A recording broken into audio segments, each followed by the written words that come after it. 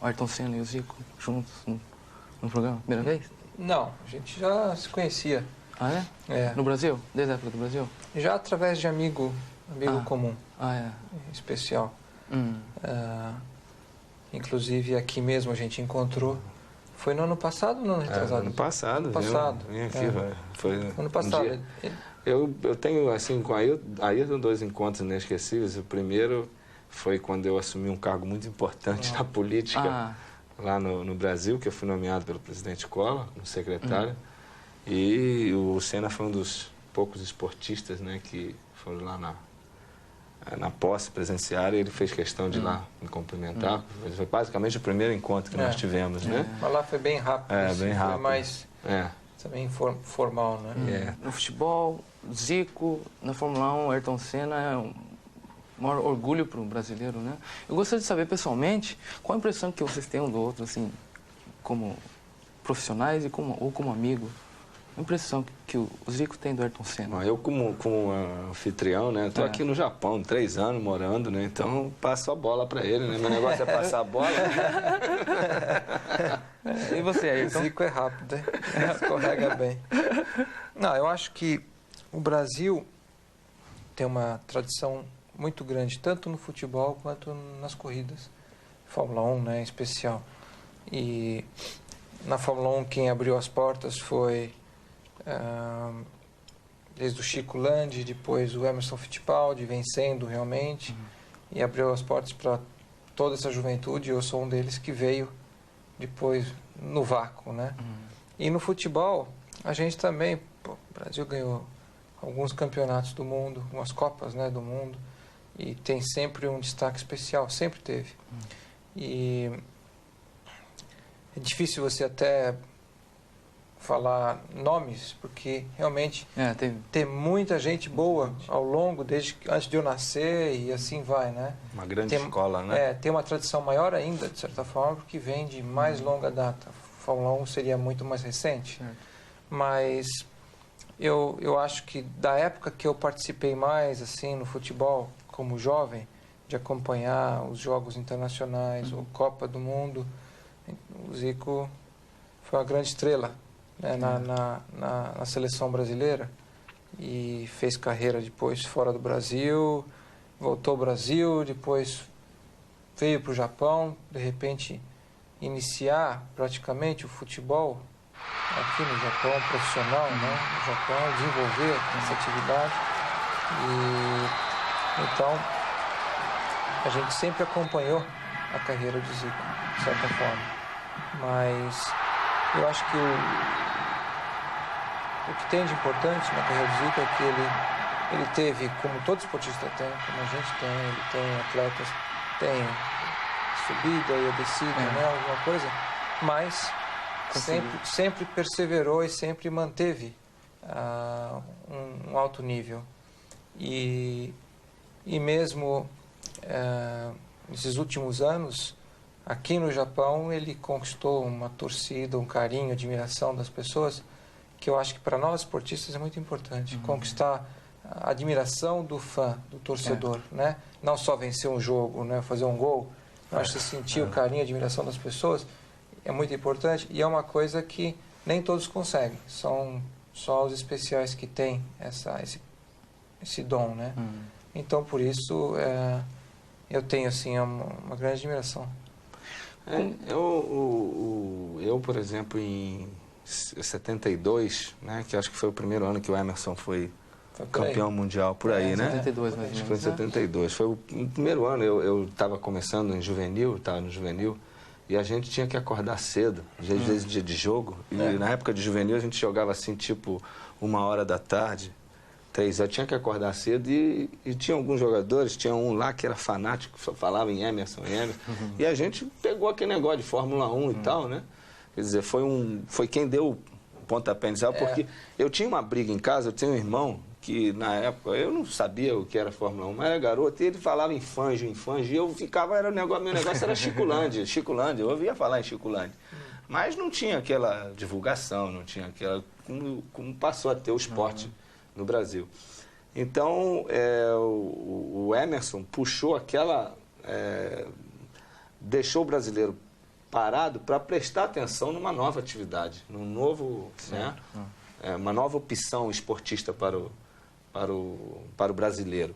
E, lógico, está no sangue, apareceram grandes pilotos, né? E lógico que você começa a admirar, começa a acompanhar o trabalho, né? Começa a conhecer as pessoas e, lógico, além do fato de ser brasileiro, é o fato do carinho e da técnica, da habilidade, que a cada momento, a cada corrida, a pessoa vai se desenvolvendo, né? Eu acho que, além do fato do orgulho de você ir a muitos lugares e saber que o Brasil é conhecido através de um esportista como Ayrton Senna, de um esportista como um Pelé, isso já te deixa, né, envaidecido. Agora, os fatores que levam a isso é aquilo, quer dizer, é aquela determinação, é aquela vontade, é uma coisa que me admira muito no Senna, é isso, é aquela vontade, aquela gana de vencer, quer dizer, não há desestímulo, não há tempo ruim com ele. No caso, Zico, você é considerado o craque mundial de futebol, vamos dizer, né? E como você falou que na Fórmula 1 o Emerson Fittipaldi ele motivou muito a Fórmula 1 no Brasil.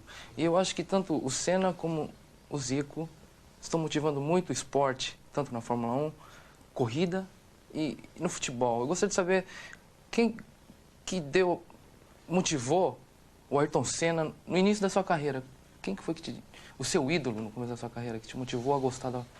Foi o Emerson. Emerson Fittipaldi. Foi o Emerson, porque foi na época que como ele levantava cedo para assistir a corrida lá, e antes de jogar, eu levantava cedo para assistir na televisão. Eu tinha 12, 13 anos, eu corria de kart já, era o meu hobby, mas tinha maior entusiasmo por corridas e o sucesso do Emerson, as transmissões das corridas eram ao vivo, na íntegra, então era um motivo muito especial se levantar cedo aos domingos para assistir os grandes prêmios. Então ele foi realmente, para a minha época, né, que eu venho numa época mais jovem agora, digamos assim, quem puxou a atenção para o automobilismo internacional e para a Fórmula 1. Né? E você, Zico? Para mim, foram meus dois irmãos, né? O Edu e o Antunes. É lógico que na família toda de rubro-negro, eu tive um ídolo, como ídolo de toda a torcida do Flamengo, que era o Dida, nosso grande ídolo, né? Mas é aquele ídolo esportista que você tem, que você vai ver os jogos, que torce e tal, que vê. Eu era bem garoto ainda, né? E meus pais diziam que uma das primeiras palavras que eu falei foi Dida, né? Depois de papai e mamãe era Dida, porque era o xodó. O Flamengo tinha sido tricampeão na época que eu estava começando a falar, né? 53, 54, 55. Então o Dida era o xodó da torcida do Flamengo. E eu fui acompanhando, né? Mas o que me motivou foi depois que eu fui para o Flamengo, para as categorias inferiores. Meus dois irmãos, o Edu e o Antunes já fazia sucesso no Fluminense, o Edu no América. E eu era de ir para trás do gol, carregar a chuteira deles, ir para tudo que é lugar. E eles foram meus, né? Aqueles dois grandes ídolos mesmo que falaram, pô, não, tu quer ser igual a tantos jogadores. Não, eu queria ser igual aos meus irmãos mesmo. Então, sabe? Você acredita que o talento da pessoa, principalmente no caso de vocês dois, o talento é de nascença? Eu acho que é uma coisa nata. É um dom? É um dom que Deus te dá e você tem a obrigação de passar isso adiante, não pode ficar guardado contigo. Você concorda com isso? Eu acho que cada um nasce com uma inclinação para uma certa atividade. Aí depois depende da pessoa ter a oportunidade, não só o desejo, mas também a oportunidade de poder desenvolver esse dom, esse talento, num nível que ele possa realmente mostrar isso não só para um amigo, para um familiar, mas profissionalmente, eventualmente, né? Porque acho que existe muita gente de talento que acaba não tendo a oportunidade de desenvolver o talento, né? E passa.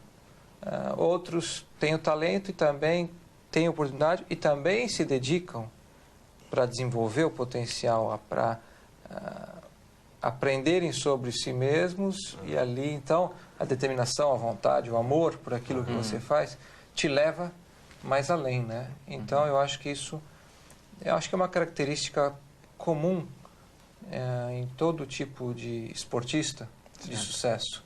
É algo que já tem como natural e é desenvolvido individualmente ou num grupo de pessoas a um nível que se torna especial, né? A experiência que você teve até agora, você sempre acreditou em Deus? Na vitória que você teve no Brasil, no Grande Prêmio do Brasil, com a chuva, através dos jornais, eu estava lendo e disse que você comentou o nome de Deus nessa vitória, né? Eu gostaria de saber. Eu acho que todos nós temos fé. Existem várias religiões e vários deuses diferentes para cada um. Eu acredito em Deus, tenho fé. E eu tenho, assim, eu acredito muito que existe alguém que controla, entendeu? Que conhece tudo que acontece no nosso mundo e que controla e está acima do nosso mundo, né? Acima de nós. E existem situações que realmente só a fé podem justificar algumas situações, como no Brasil esse ano era uma corrida tecnicamente inviável de se ganhar e de repente, assim, do nada veio um temporal, não era uma chuva, foi um temporal que durou 10, 15 minutos só, que foi o suficiente para criar toda uma situação de modificar todo um panorama. E ali a gente se encontrou numa posição de poder lutar. Não é que garantiu a vitória, mas de poder lutar, que até então não tinha nem como lutar. E aí você, diante daquela situação, pôde encarar e de repente a gente conseguiu vencer. Então, eu acredito, sempre acreditei em Deus, eu acho que Ele é aquele que determina, entendeu, a nossa vida. Respeito todas as religiões que existem, cada um tem um modo de ter fé ou de acreditar em Deus, acreditar em Deus diferente. Eu acho que só existe um. No fundo, eu acho que só existe um mesmo, que é aquele que está acima de todos. Mas, ao mesmo tempo, eu respeito a fé individual de cada pessoa. E você, Senna, você que correu por vários anos pela Honda, o que você sente pelo Japão? A impressão? Bom, a primeira vez que eu estive no Japão foi em 78. Eu tinha apenas 18 anos. E foi a minha segunda competição internacional em toda a minha carreira, no kart. Me lembro que eu estive em Sugo, uma competição de kart. Foi logo após um campeonato mundial. Depois disso eu vim em 87 no retorno do Grande Prêmio do Japão, em Suzuka. E de lá para cá, o que a gente viu também, acho que é uma coisa parecida que o Zico descreveu, assim, um crescimento incrível de interesse sobre uma nova atividade, praticamente. E o número de fãs que acompanhavam os grandes prêmios de 87, 88, 89 e assim por diante, é absurdo.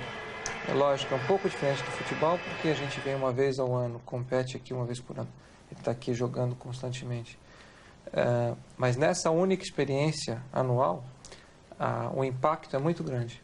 As pessoas demonstram respeito pela gente, ao mesmo tempo de grande admiração e grande entusiasmo, elas têm o respeito, que você não encontra no mundo inteiro. São poucos os lugares que você encontra uma situação como essa. Você tem também todo o interesse, que não vai apenas sobre você no carro ou fora da pista. Ele vai do início ao fim, explora como um todo o interesse sobre a gente. E naturalmente eu competi e trabalhei com a Honda e pude conviver com os japoneses, então, pouco a pouco. Iniciei esse relacionamento em 85, final de 85, passamos a trabalhar propriamente dito a partir de 87, e foram vários anos de cooperação, que iniciou no trabalho, na profissão e se prolongou na amizade. E foi uma experiência única na minha vida, porque foi aqui no Japão que eu venci meu primeiro campeonato mundial de Fórmula 1, em 88, com uma vitória. Depois, aqui venci outros 2 campeonatos. Então, foi no Japão que eu iniciei uma cooperação muito grande na minha carreira com os japoneses, com a Honda. Aprendi então sobre o modo japonês de trabalhar, de conviver, de se relacionar. E encontrei uma coisa comum no brasileiro, digamos assim, no Ayrton, no brasileiro, e nos japoneses da Honda, nos técnicos, nos engenheiros, que é assim, um compromisso com o ideal muito grande. E por detrás desse compromisso com o ideal, todo e qualquer esforço necessário para atingir esse ideal é feito. Não existem meio esforço, é tudo. Todo compromisso para chegar naquele ideal. E isso também você não encontra nesse mundo afora. Isso vai da parte técnica, da parte comercial, à parte humana. E por isso eu tenho assim um lugar especial reservado no meu coração para o Japão, para os meus fãs aqui, que são também um número absurdo. Eu acho que junto com o Brasil são as duas torcidas maiores que a gente tem. Basta ver nos grandes prêmios aqui no Japão, que tem de bandeira brasileira e de boné nacional, né? E gente uniformizada de verde e amarelo. Para finalizar, eu gostaria de perguntar um objetivo que você, Zico, Ayrton já foi campeão mundial. Acho que como todo piloto, a vontade de vencer, ganhar uma prova, ser campeão. Você já conseguiu quebrar vários recordes, campeão mundial. Qual o seu próximo objetivo dentro da Fórmula 1, em longo termo? Na Fórmula 1? Bom, o meu desejo, na verdade, é que eu possa, já a partir do ano que vem, tecnicamente, competir ao menos de igual para igual com qualquer outra equipe, qualquer outro carro. Que dentro de uma situação como essa, você então pode lutar com forças iguais. E ali o desafio é mais concreto. Você pode sonhar com a vitória de uma forma mais real. Depois, na hora da corrida, num determinado grande prêmio, um outro piloto pode conseguir uma melhor performance e ganhar de você. Mas eu acho que pelo menos você parte para a competição com a possibilidade de competir real para a vitória. Vence algumas, perde outras, campeonatos são 16 provas. E ao longo desses 16 grandes prêmios poder somar pontos e lutar pelo campeonato. Mas, na verdade, não só no ano que vem, mas nos próximos anos que eu ainda tenho de carreira, poder manter um nível de competitividade no qual eu me sinta feliz comigo mesmo. Que eu tenha assim, a paz de que eu estou ainda competindo no meu melhor, que é suficiente para competir com o que de melhor existe. E poder, na hora certa, perceber que está na hora de parar, sair por cima. Ou seja, percebendo, seja quando for isso, que eu estiver perdendo um pouco a motivação ou que eu já não estou conseguindo manter o mesmo nível, ter a força de poder dizer, ok, chegou a hora de parar, vamos mudar de atividade, que eu acho muito difícil na carreira de qualquer esportista. É uma decisão super dura, porque todos nós amamos o que fazemos. E quando envolve o lado emocional, é muito difícil você tomar uma decisão racional. Mas esse é o meu objetivo, profissionalmente falando. E você, Zico, você participou de 3 Copas Mundiais pela Seleção Brasileira, foi campeão interclubes pelo Flamengo, o nome que você tem. Qual seria o próximo objetivo do Zico? Olha, eu não sei, sabe? Meu questão de objetivo, o meu aqui foi alcançado, que é justamente poder ter chegado num país onde o futebol não existia e hoje encontrar essa realidade. Então isso foi um desafio muito grande. E eu não tinha planejado nada de que isso viesse a acontecer na minha vida. As coisas comigo sempre vão acontecendo e eu vou levando, né? O que eu realmente quero hoje em dia é que eu possa, todo esse meu aprendizado, e eu estou fazendo um trabalho lá no Rio, que eu devo inaugurar no final do ano que vem, é fazer um centro esportivo de futebol mesmo, né, para ensinar futebol para as crianças, e que eu estou também desenvolvendo isso, já com essa minha ligação com Espanha, com Japão, desculpe, e que eu também possa, pelo aquilo que eu consegui, quem sabe fazer isso através na Itália também, quer dizer, um intercâmbio, quer dizer, levar todo o meu aprendizado no futebol através das crianças, né? Quer dizer, então isso é o meu objetivo final, sabe, de poder passar tudo, ter esse centro, continuar dando aquilo que o Ayrton falou, mostrando a motivação, né? Que as crianças tenham motivação, tenham oportunidade, quer dizer, que elas possam sentir, por exemplo, as do Brasil, tem lá uma escolinha, quem sabe eu abrindo o meu centro de futebol, outros jogadores que venham possam abrir também, que o futebol continue sempre tendo essa chama, né? Dessa paixão, quer dizer, possa acontecer isso aqui no Japão também, né? Que eu, como jogador, eu digo, eu parei em fevereiro de 90 no Maracanã, em termos profissionais, com o Flamengo. Ali eu encerrei realmente a minha carreira de jogador profissional. O Japão foi uma situação totalmente diferente, entende? Então eu nunca até me considerei aqui um jogador profissional jogando no Japão. Eu sempre me considerei uma pessoa que eu vim para fazer um outro tipo de trabalho. Jogando, tudo bem, me diverte, eu tenho amor, tenho satisfação, jogo, posso render alguma coisa, mostrar. Mas ali, o fato de eu estar jogando já é estar fazendo isso com eles, tá mostrando, sabe? Você na prática está podendo também dar teus ensinamentos. Então é mais em função disso. Mas eu nunca me considerei aqui um jogador profissional como eu me considerava há 4, 5 anos atrás, né? Porque eu sabia das minhas limitações em termos do meu problema físico que eu tive, o que me levou a parar de jogar futebol lá. Então o meu objetivo final é esse, é poder devolver tudo aquilo que eu recebi. Bom, acho que o tempo já está acabando. Eu queria agradecer. Esta é sua vida. O prazer foi uma honra. Um prazer muito grande, uma honra minha. Prazer. Valeu. Obrigado.